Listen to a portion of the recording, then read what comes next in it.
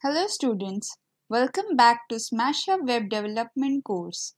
In this tutorial, we will learn about HTML CSS. Let us go to the Smashub's official website. You will see all the different colors are used. Other than that, images, icons, some of the text are bigger while some are smaller. All this is because of the CSS used.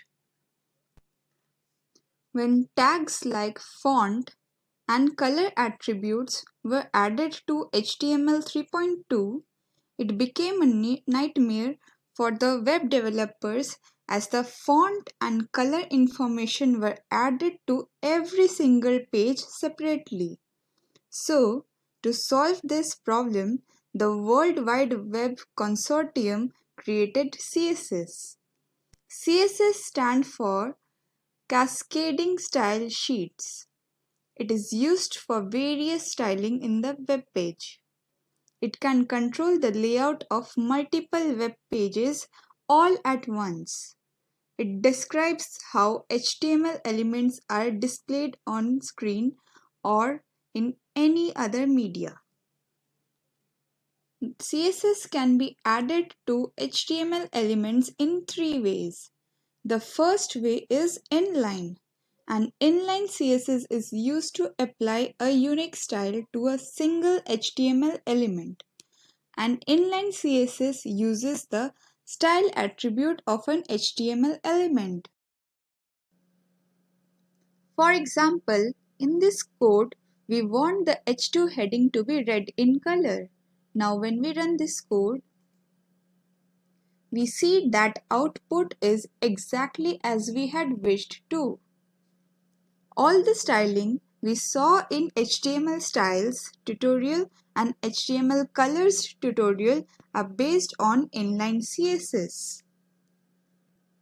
Next we see is the internal CSS.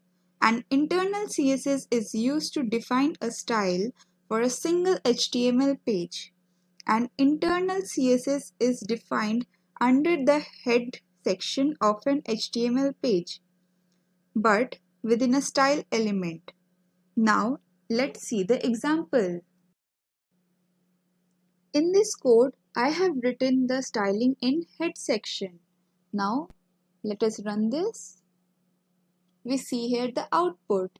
The background is powder blue while the heading is violet and the text is green. The third way of implementing CSS is external CSS.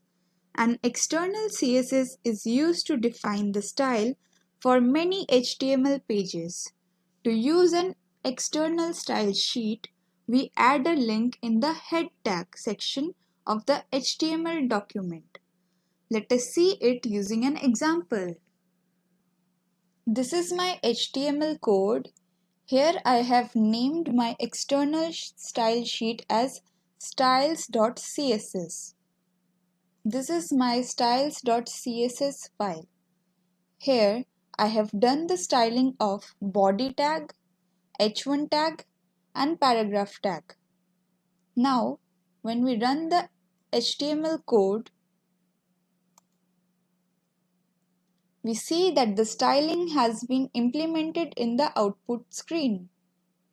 This is very much helpful in making header and footer of web pages mostly, as same styling has to be done in all the pages. Thank you.